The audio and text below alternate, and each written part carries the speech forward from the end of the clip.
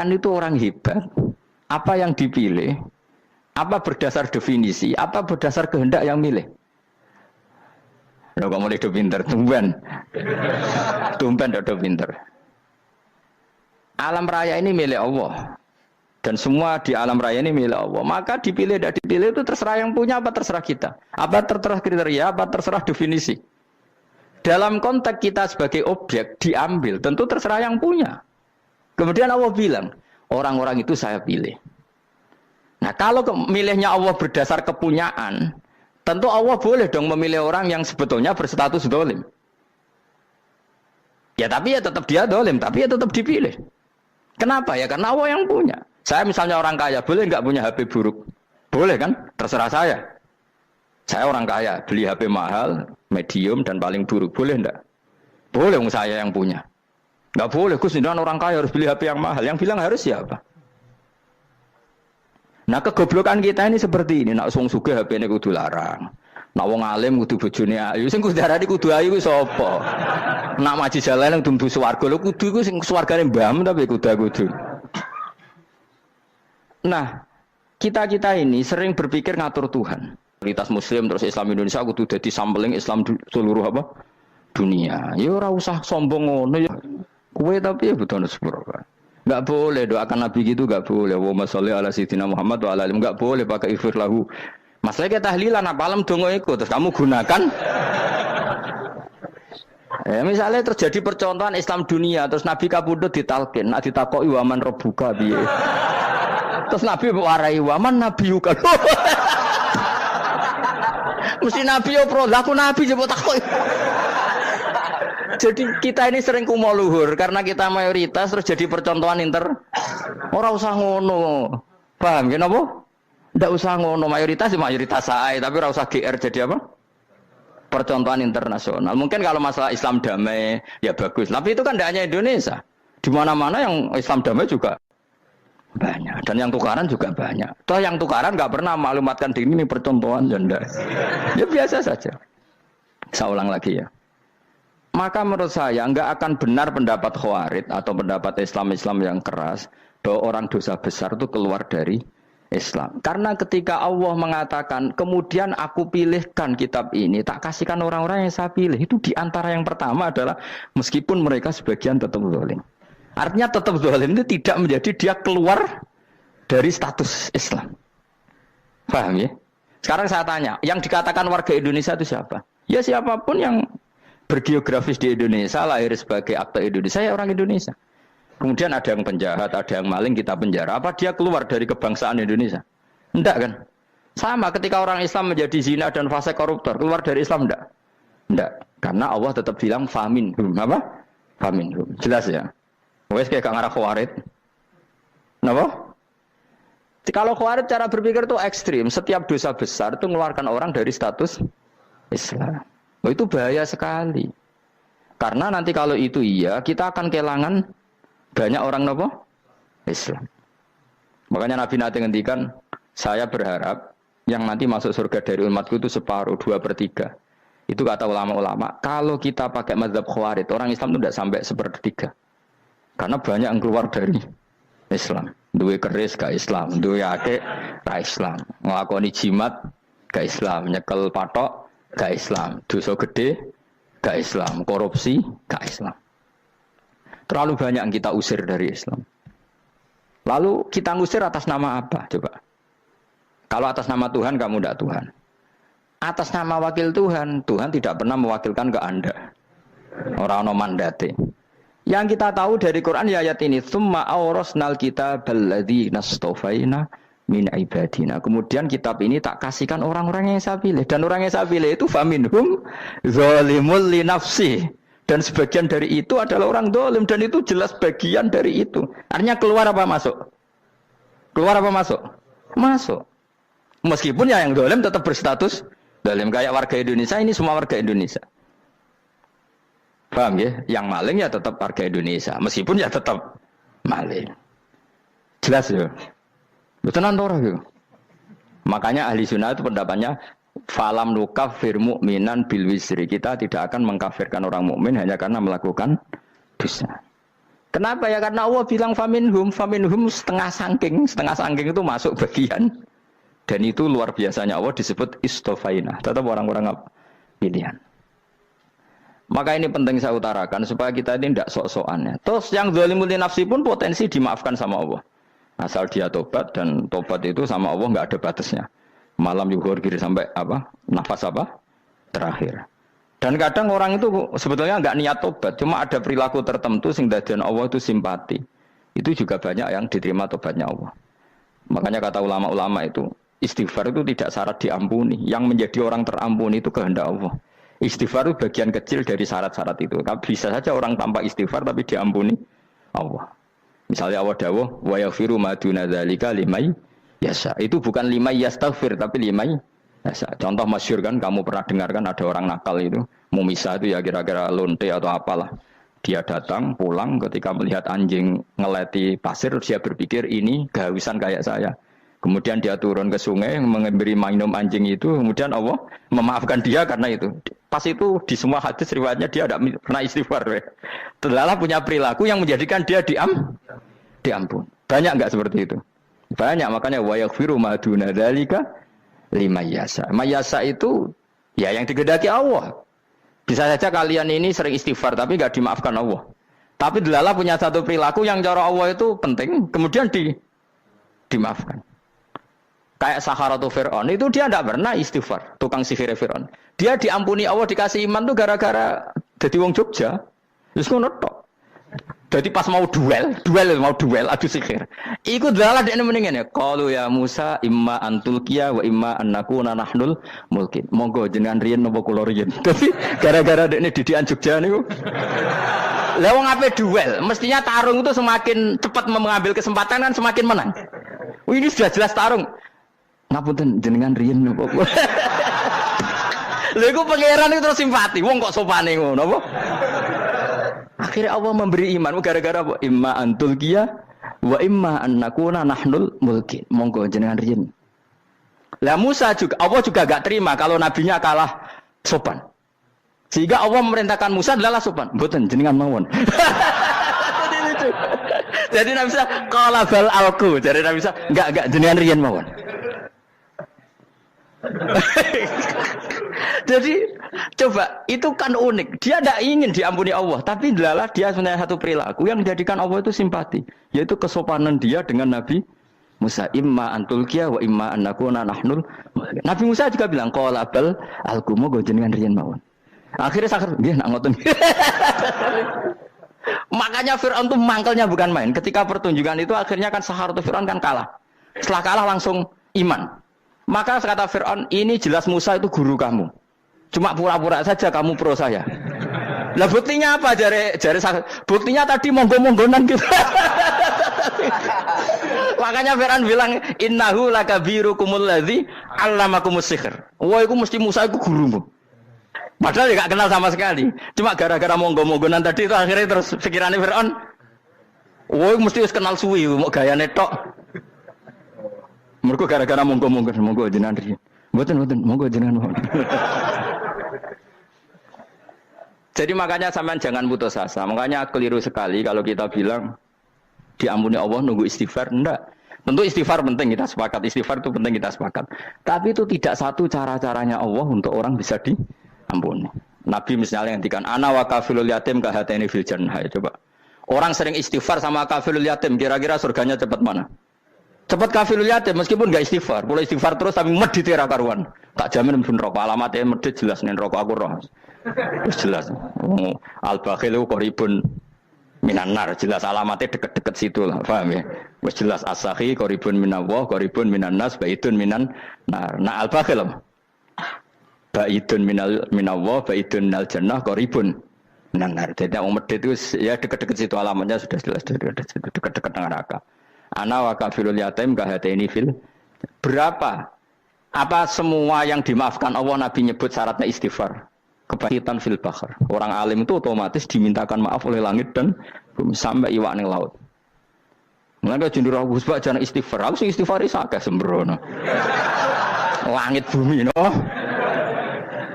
Mulane kula nu jarang istighfar bukan karena saya sombong, memanfaatkan istighfar mereka no. Dan saya yakin itu lebih mandi timbang istighfar saya. Koman fis samawati nglebokno Jibril, Mikail. Orang-orang keren apa makhluk-makhluk apa keren. Saya baru cari hadis yang wa innal muta'allim sing ijek belajar tapi belum ketemu. Nanti kalau ketemu tak kasih tahu apa? Karena hadisnya yang saya baca masih wa innal alim apa? Orang alim jadi agak ketat. Nah, nanti kalau sudah ketemu wa innal muta'allima. Nanti dicari. Tapi pasti palsu kalau ada itu. Karena semua tagnya itu apa? Alim. Atau ya kamu alim dibanding yang di bawahnya. Ya semoga itu masuk apa? Jadi dibanding orang Papua kan harus alim. Saya ulang lagi ya, ini penting sekali. Jadi latihlah jangan punya gerakan takfiri orang lain dianggap kafir, orang lain dianggap kafir karena Allah tidak pernah mengusir hambanya. Meskipun apapun salah najiyah, kata Allah tetap faminhum. Apa? Faminhum. Hum itu rujuknya ke yang depan. Jadi termasuk orang-orang yang saya pilih adalah faminhum zalimul li nafsi. Tetap dia di arena itu. Nisbatnya Islam ya tetap di area Islam itu. Meskipun yang ya kayak warga Indonesia coba. Warga Indonesia itu siapa? Yang terlahir di Indonesia dan berKTP berkartu keluarga Indonesia sudah. Nanti tentu yang bajingan tetap bajingan, yang koruptor tetap koruptor. Tapi menjadi warga Indonesia terus keluar dari warga Indonesia. Tetap warga Indonesia. Kira-kira seperti itulah analoginya. Tetap istofaina, tapi tetap berstatus faminhum zalim. Tapi rujuknya kan tetap faminhum ikut setengah saking alladzinas tofaina. Mulane ngaji sing tenanan, kowe ora usah anut khawarit. Khawarit ku opo ngamukan. Sithik-sithik wong liya salah yo apa-apaan. Loh saya juga mangkel be wong zalim. Semua orang soleh mangkel be wong zalim, tapi ya dihukum saja. Misalnya dalam Islam ada qisas, ada had. Ada hadul qadzaf, hadus sariko, ya hukuman saja, tapi hukuman itu tidak bisa menghilangkan status. Ya sama seperti manusia tetap manusia, meskipun apapun dia ya manusia. Ya tadi misalnya manusia itu siapa? Ya manusia itu ya manusia. Terus kamu bikin orang yang standar ideal manusia adalah yang berperilaku baik, yang nggak pernah salah. Kemudian kalau Zaid itu maling berarti tidak manusia. Terus barangnya apa? Ketek. Tidak bisa, makanya kembali lagi dinul aja. Kamu bikin definisi manusia itu tidak usah seangkuh itu. Manusia seperti ini manusia ya sudah, maling ya manusia, orang soleh ya manusia, orang sedengan ya manusia. Lelaki itu apa? Yang punya alat kelamin penis itu lelaki titik sudah. Sehingga nanti warisannya ya dia lelaki. Sholatnya dia bergaya. Kamu tidak usah bilang gini, lelaki adalah yang cakap memimpin, yang maco, yang kuat. Jika kalau tidak seperti itu namanya perempuan. Terus kamu membolehkan yang seperti ini jadi makmumnya perempuan. Imamnya perempuan sing maco. Kacau enggak kalau agama nuruti logika-logika itu? Enggak, jawab aja. Kacau. Lalu lucunya sekarang banyak kecerdasan yang mengarah ke sana. Makanya agama ini jadi kacau. Karena sudah ada dinul ajais. Agama ini agama ummi. Ya agama ini agama ummi. Kata Allah, huwallazi ba'atsa fil ummiyin. Ummiyin itu lugu-lugu itu polos. Jadi kalau orang polos misalnya gini, ini apa? Kira-kira kalau jawab orang polos ini, jam. Bagus kan jawab jam. Jam untuk apa? Penunjuk waktu ya sudah seperti itu. Tapi kalau orang engkek, ini itu apa jam? Itu barang murahan. Bulat kan oleh jawab. Mau numpak mobil carry itu apa? Itu black melaku. Yang mobil itu Alphard. Jadi kacau. Enggak boleh agama dibawa ke sana. Apa? Agama di sana dibawa ke sana. Nah itu madzhabnya ahli sunnah apa? Wal jamaah. Ketika Rasulullah ngendikan la yu'minu ahadukum hatta yuhibba li akhi, ora kok diarti ini ora iman. Sehingga yang menyala itu tidak iman, tidak seperti itu cara mengartikan ahli sunnah wal jamaah. Karena status itu tidak pernah hilang. Yang hilang hanya kesempurnaannya. Paham ya? Kesempurnaan kita jadi manusia hilang karena kita maling, karena jadi koruptor. Tapi tetap kita manusia. Kesempurnaan kita sebagai orang mukmin hilang kalau kita fasik. Tapi kita tetap mukmin. Paham ya? Makanya setiap hadis gitu kata ahli sunnah la yu'minu imanan kamilan. Wis dong ya. Dong. Ya terus alhamdulillah subhanallah. Ya doa alim mas malam 12. Malam Lailatul. Aku kadang melok goblok aduh. Saya tuh sering dididik sama bapak saya, sekumpul wong akeh kudu melok goblok guys. Makanya bapak itu kalau ada orang pidato, bapak kan juga enggak suka pidato juga, tapi ya kerso kadang-kadang, saya pun kadang-kadang kerso. Asal sing ngutus pernah guru, pernah sepuh kadang kerso. Nah, bapak nak bahas pengajian diomongin balik dari bapak, malah bingung ngomong apa wae. Coba kita dengan PD-nya bilang Lailatul Qadar itu 21 sampai berapa? 29. Lailatul Qadar. Warna iki malam Lailatul Qadar. Lalu Lailatul Qadar keren tuh karena apa coba? Karena nuzulul Quran. Lalu nuzulul Quran tanggal 17. Lalu Lailatul Qadar tanggal berapa? Oh, ada nih. Alhamdulillah. Tapi ini jangan jadi keiskalan yang masih sudah difitnah. Coro Gus Bak, ya coro Gus Bak, coro Quran ngawur gitu. Sembrono. Memang aku tidak pendapat tentang Quran, dan ayatnya seperti itu. Maka yang benar, Lailatul Qadar itu kata ulama-ulama dulu, orang yang beramal soleh, ya itu sudah anggap saja dapat Lailatul Qadar. Ora usah ndelok esuk-esuk ndelok srengenge blerengen ta ora. Nek ora blerengen berarti untuk Lailatul Qadar. Jan mendung kan blereng iki. Terus bengi angite sayup-sayup. Anggere dini hari ya sayup-sayup blok-blok aneh-aneh wae. Lah nek pikir segoyo ora, berarti wong laut gak tarah untuk Lailatul Qadar. Mergo segoro kidul langine bianter. Lah nek ning Dieng ya mesti sayup. Mau angin ndok gunung wis kesel dadi terus sayup-sayup. Gawe ukuran ojo ngono, gawe ukuran ngono rak wong Dieng luwih ngrasa entuk Lailatul Qadar timbang wong segoro kidul. Segoro kidul angine apa?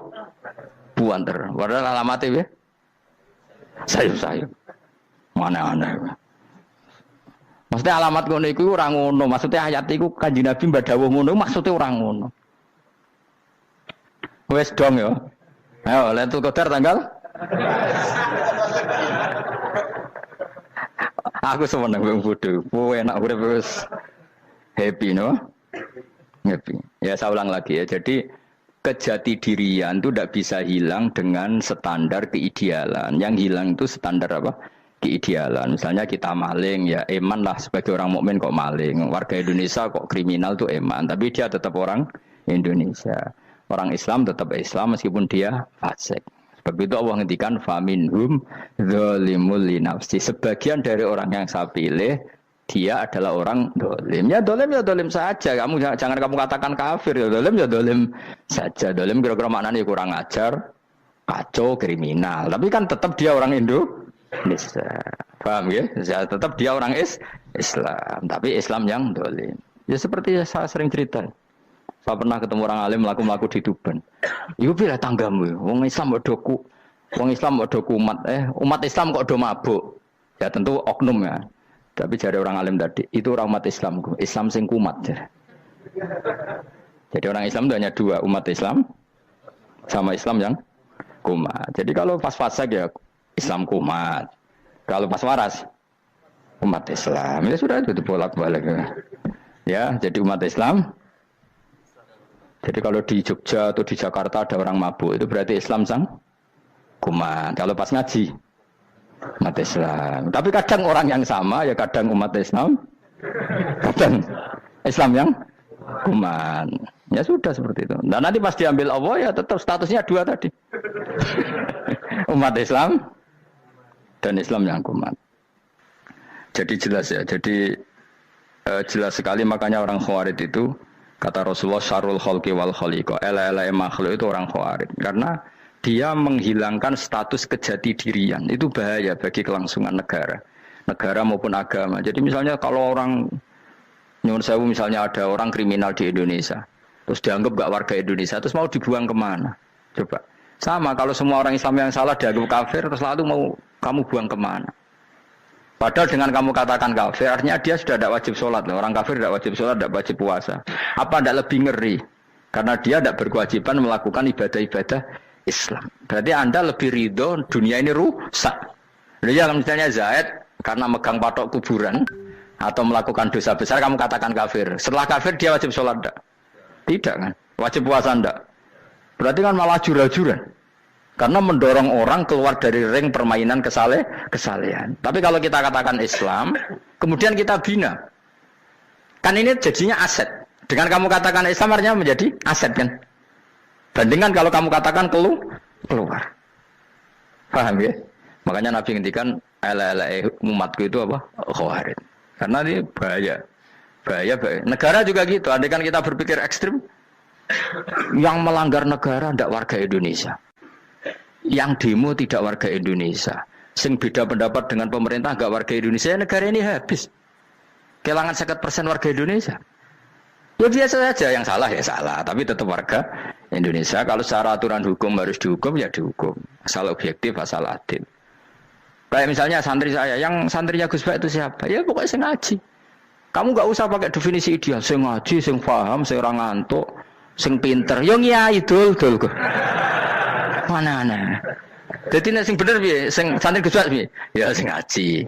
Lah sing piye ya pokoke anggere sing teko ngowo-ngowo ya wis melok mlebu. Ora paham yo ngaji, paham yo ngaji. Wong didelok kolange itu pokoke anggere sing teko ngono. Malaikat yo ora niteni sitok-sitok iki paham ta ora iki. Oh malaikat itu ono sing drengki disalahno pangeran, kita jamin. Tapi bukan malaikat elit sing didrengki ora malaikat elit, malaikat awam napa? Masyhur itu kan. Innalillahi ta'ala malaikatan sayakhina fil ardi yabtahuna khilaqal dzikr. Terus Allah punya sekian malaikat yang tukang mencari-cari tempat dzikir. Khilaqul dzikri itu tempat-tempat halal haram, tempat-tempat ngaji. Kalau orang toreko ya tempat wiridan oleh mana nih. Tapi kalau orang fikih maknanya tempat diajarkannya halal dan haram. Terus setelah ketemu orang ngaji terus kata malaikat sing apian, halumu ila buhyatikum. Ini tempat kamu, ini orang ngaji. Kemudian ada malaikat yang agak hasud, tapi entah gimana hasudnya. Pokoknya bilang gini, itu ada orang yang datang ke situ tidak niat ngaji, nyari temannya. Kebetulan temannya itu ngaji. Maka ya Allah itu jangan masukkan kategori yang ngaji, karena dia nyari situ nyari temannya. Kebetulan temannya itu ngaji. Tapi apa kata Allah? Hum alqaumu la yasqa bihim jalisuhum. Wes ngono lah, asal melok gabung tak sepuro kata Allah. Hum alqaumu la yasqa bihim jalisuhum. Mereka adalah kaum asal ikut duduk saja, ikut nimbrung duduk saja dengan niat yang macam-macam, tetap tak ampuni kata Allah. Tidak penting niat ngaji ku hiburan, alternatif, dibanding ngomong sumpah ngadepi bojo. Wah, gak penting gak bes. Soalnya agar melok nimbrung sah. Enak loh. Nah, ya alhamdulillah. Sauni-unimu. Jadi agama itu pokoknya jangan kulino merubah kesestatusan. Makanya itu hebatnya ahli sunnah napa wal jamaah. Setiap ada hadis la imana liman la ahdalah. Tidak ada iman bagi orang yang enggak nepati janji. Semua ahli sunnah nafsiri gimana? Tidak ada iman sempurna, tapi dia tetap mukmin, cuma tidak sempurna. Tidak dihilangkan status mukminnya. Masa orang Indonesia kalau maling enggak orang Indonesia? Lo kamu buat kemana dia? Ya tetap dia orang Indonesia meskipun tidak ideal sebagai warga Indonesia, tapi tetap orang Indonesia. Jelas ya. Tadi summa awrasnal kitabal ladzina istofaina min ibadina. Terus orang yang istofaina itu berstatus faminhum zalimul linafsi. Tapi tetap istofaina, tetap orang-orang apa? Pilihan. Karena kita alhamdulillah apapun fase kita dipilih Allah menjadi orang Islam. Alhamdulillah alladzi hadana li hada ma kunna linahtadiya laula an hadana Allah. Dan kita alhamdulillah dengan segala kekurangan kita tetap dipilih Allah menjadi muslim. Ora terima muslim pembawa jalalan, enggak keren ta Mas. Jasa no. Jasa. Muslim pecinta Lailatul Qadar. Meskipun salah tanggal. Ayo gumun wae wong.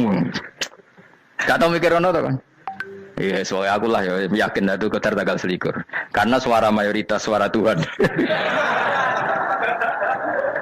Kula ya malah goblok kan. Kula nek anggar malam 21 ya wiridanku tak tambah. Meskipun aku ya rada eskal tapi Gusti niku suarane tiyang kathah nderek mawon. Oh, inna anzalnahu fi lailatul qadar. Quran itu tak turunkan pada malam. Jadi normalnya Lailatul Qadar itu berbarengan dengan malam. Tapi ya serasa bu imani biasa lah. Mari fitnah, mari wah. Nah biasa. Yang jelas Lailatul Qadar itu bisa kapan saja. Nah ulama dulu bilang ya bisa kapan saja.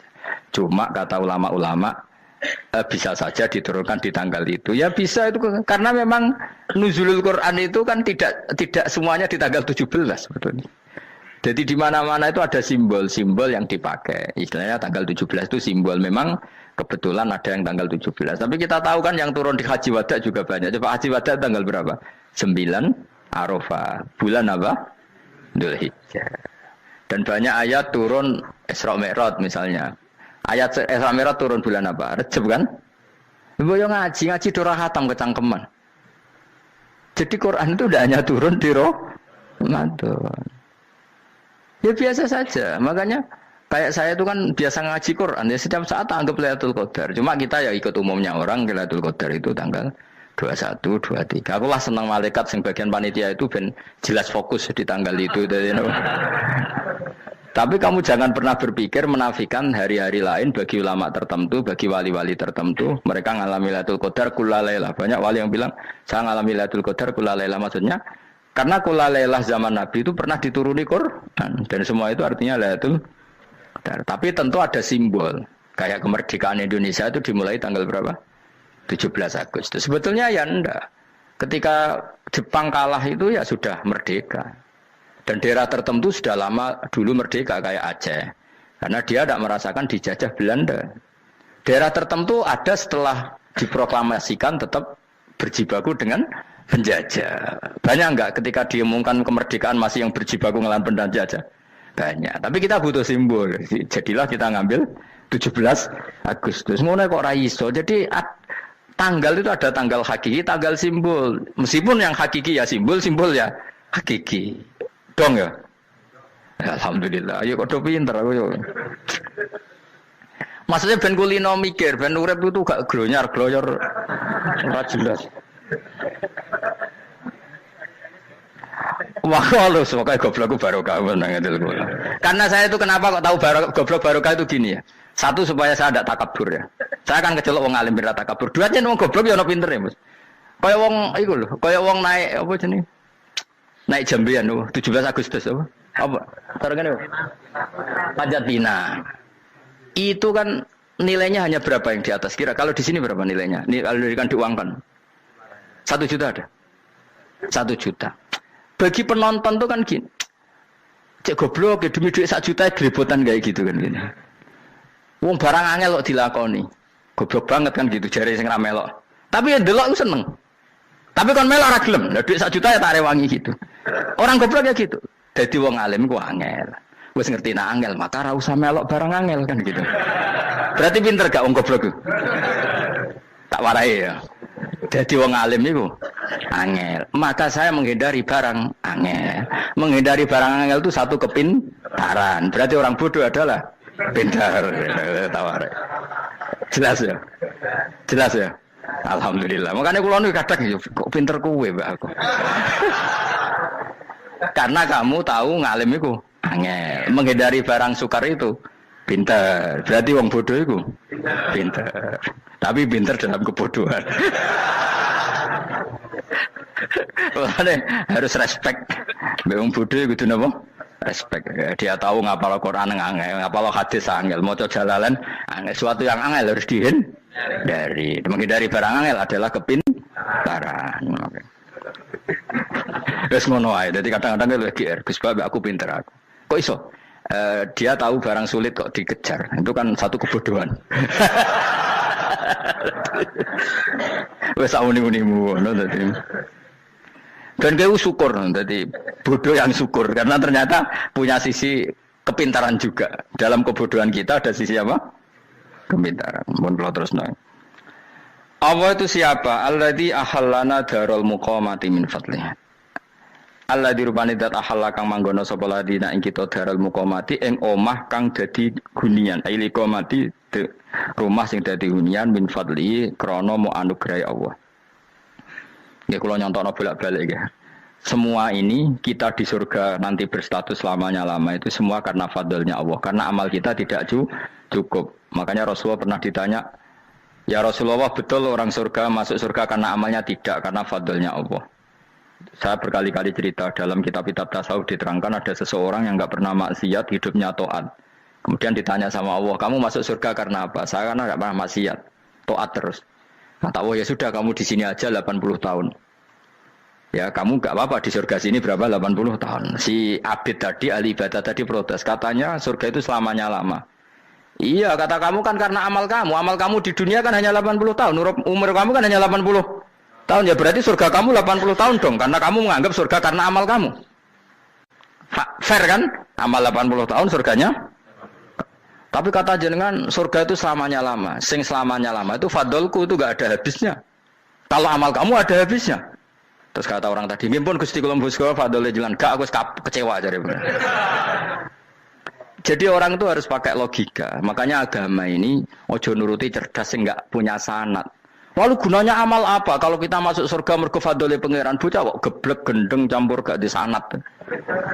Kita ini punya sanad dari guru-guru kita. Kalau semua surga Allah mensifati itu min fadli, ada unsur fadlnya Allah meskipun kita ngamal. Karena tadi kalau karena amal kita hanya sak soleh-solehmu 80 tahun. Iku enak soleh terus. ABG puber pacaran tua dadi mubalek ya ta ora. Ayo ngaku ae.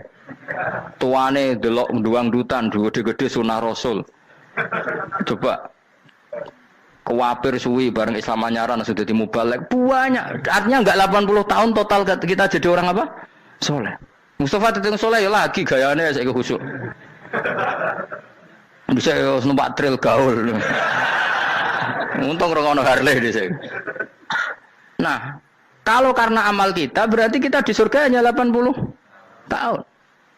Terus kata Allah, ya, tapi kata jenengan surga selamanya lama. Yang selamanya lama itu fadl saya.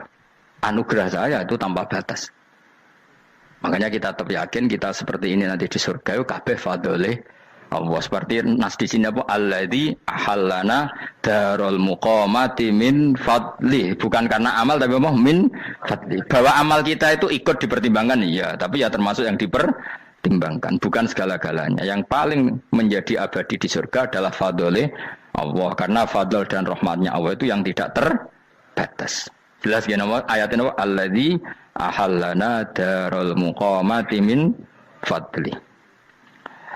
Laya masuna orang kepona ing kita via ing dalam jannah apa nasobun apa kangelan eta abun desi kangelan walaya masuna lan orang menyentuh na ing kita via fil jannah apa luhu pun apa kerepotan. Iya untuk kesip kepayaan minata api saking repot. Li ada mitaklifi krana ora anane mukallaf via ing dalam jannah. Ning swarga supaya enak ora perlu traweh, ora perlu macam-macam. Semen kelon ambek bidadari sing nganggur-nganggur semen kelon. Nak sing saleh-saleh papan atas sesuai pangeran sesuai kelas masing-masing napa? Sesuai apa? Kelas masing-masing. Nah sing kuapok melarat menawa numpak ampat ngalor gitu tuwabrakno bariku njaluk meneh tuwabrakno meneh. Saking dendame ning donya ora alpat ra iso numpak. Dadi numpak kan ya templono jurang wae ya. Bariku njaluk apa? Anyar meneh. Bojo ngono sing wayu bawa gentine, buak gentine. Saking dendame di bojo elek ning donya. Serapo bos gak masalah ini swarga aman apa? Wa dzikrusani uta nyebut sing kedua atabi'i kang anut lil awali maring sing awal li tasri karo nyeplosno binafsi lan nafekno lugu. Maksudnya nasab manane repot, lugu yo manane repot. Kok diatafno berarti bener-bener ning akhirat itu yo ora ono repot, ora ono kangelan. Waladina uta wong akeh kafaru kang kafir sapa ladina, iku lagum tetep kedhe ladina naru jahannam ten neraka jahannam. Orang-orang kafir itu pasti masuk neraka. La yuqta. Maksudnya kafir dengan definisi yang mati alal kufri. Kalau masih di dunia kamu tidak bisa menvonis si A si B pasti kafir karena finalnya adalah di husnul khotimah atau suul khotimah. Maka status sekarang. Kita dikatakan mukmin ya sekarang, yang sedang kafir ya sedang kafir. Bisa saja yang sedang fasik nanti mati soleh, yang sedang soleh nanti mati fasik. Makanya kita enggak berhenti doa apa ya muqallibal qulub tsabbit qalbi ala dinik, karena kita tidak pernah tahu. Makanya status kafir ya wa matu wa hum kuffar. Sebagian ayat apa wa matu wa hum kuffar, status yang permanen adalah dalam keadaan mati, dia dalam keadaan kafir. Tapi kalau masih di dunia gini enggak jelas. Makanya saya suwun ya, kalau kita harus toleransi sebagai warga Indonesia, kalau kamu orang alim, toleransi atas nama agama, karena yang sedang kafir pun tidak jaminan selalu kafir. Jadi kita tidak perlu musuhan, karena memang semuanya tidak mesti. Ya itu kalau atas nama nopo agama. Kalau atas nama negara ya memang kita berkawan atas nama sama-sama bangsa nopo Indonesia. Kalau atas nama agama ya memang nggak mesti juga. Bisa saja mereka husnul khotimah, kita tidak pernah tahu. Makanya Allah terbilang wa qulu linnasi apa husna, dengan siapapun yang baik. Lah soal nak diperangi kita perang ra kudu wong kafir. Lah pelah dibaca wong Islam ya males. Lah ke meneng ae disembelih. Wah. Ya soal itu kan bab sial, bab mempertahankan apa diri. Itu udah harus dengan orang apa? Kafir. Misalnya ada penjahat mau membunuh istri kamu tentu dibolehkan Islam melawan. Paham ya? Makanya di kitab-kitab fikih diterangkan ada bab di mana harbi itu kafir yang melawan kita itu boleh kita lawan. Tapi kata sarah-sarah itu udah harus kafir. Dalam konteks apa? Kita mau digarong orang atau istri kamu mau diperkosa orang ya kamu wajib melakukan perlawanan. Jadi tidak adifa anil dzali apa adifa anin nafsi. Makanya Nabi mengatakan mangkutila duna mali bahwa syahid. Jadi itu kan disiplin fikih. Makanya ngaji ya. Makanya tatus soleh juga gitu. Orang soleh yang sedang soleh nggak boleh kumal luhur, bisa saja suul khotimah. Kita punya cerita banyak. Misalnya Khalid bin Walid, Wahsy itu kayak apa Nabi bencinya sama Wahsy karena pembunuh Sayyid Hamzah. Tapi dia mati husnul khotimah. Sa'labah yang punya gelar merpatinya masjid karena selalu itikaf malah suul khotimah. Kita tidak pernah tahu. Dan tidak pernah tahu itu bagus. Karena menjadi mawas diri, menjadi tawadhu. Tawadhu itu ekspresinya macam-macam. Boleh ada ya ulama yang ini cerita aja ya. Ada ulama yang mau dicucuk. Alasannya didik santri atau masyarakat biar hormat sama orang alim. Itu ya benar. Ada ulama yang nggak kerso dicucuk. Alasannya saya sendiri untuk melawan ujub saya, keangkuhan saya, kesombongan saya. Ini namanya istihad. Boleh, bebas. Orang boleh. Kenapa? Istihad. Abdullah bin Mas'ud itu nggak senang punya santri nderekno dia. Karena kata beliau, dillatan ditabe wa fitnatan lil mabuk. Yang nderekno itu hina, dia khawatir kumo luhur. Apa? Kiai kalau kelamaan di nderekno itu kan kumo luhur. Kadang gawa rokok era gelem, ono sing gawakno. Bahkan nyumet era gelem ono sing nyumet. Padahal kok film geng Cina ae. Geng Cina kan bodoh kan. Kadang kene bangga wong kok geng Cina kok apa. Tapi banyak juga ulama yang mau biar gue iling-ilingan di enggak apa-apa, semua itu istihad. Kenapa semua itu enggak apa-apa kita. Makanya saya itu ya kadang salaman, kadang enggak. Karena istihad kita banyak. Uwais Al-Qarni itu nggak mau salaman, bukan karena dia menolak salaman, dia takut kalau ada tradisi begitu orang dicucup-cucup terus sombong, itu juga bahaya bagi yang dicucup. Tapi ya salaman tetap sunat, kita tetap yakin salaman itu sunat karena mendidik anak atau masyarakat hormat sama orang alim. Tapi kalau itu terlalu masif, nanti orang yang abal-abal menjadi keangkuhan. Delok wong sakmenake nyucup aku kabeh, keren gak? Keren apa nih? Soalnya jangan ditakdir pun rokok aneh-aneh.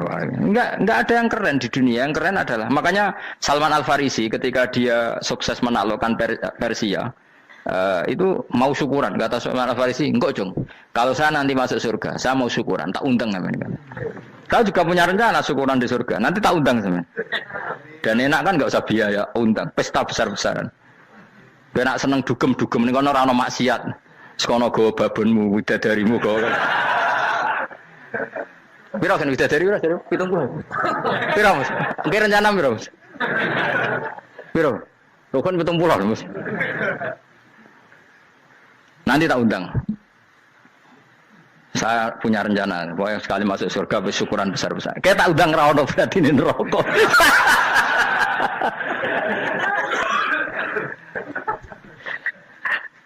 Tapi nek ngundang aku ra ono beda kelas sembrono gitu. Dataku ora ono ning kelas wargamu ora ono. Kata Salman Al Farisi gini, kamu ndak usah muji saya kan dia dipanggil ya Karim, kamu orang terhormat ya.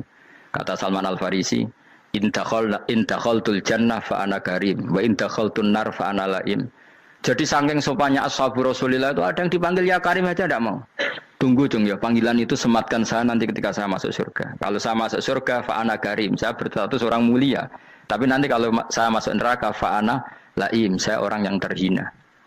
Jadi dulu ashabu Rasulullah seperti itu. Terus ada ulama yang melawan nafsunya macam-macam. Misalnya saya milih jarang ada sowanan, saya dapati senang banyak santri sowan. Tapi bukan karena benci enggak. Karena saya takut sebagai orang yang sangat terhormat. Saya ngaji di mana-mana suka yang enggak usah pakai kursi, guling-gilingan kalau saya dan kamu setara. Saya sebenarnya bisa aja minta kursi tinggi kayak ketua MK.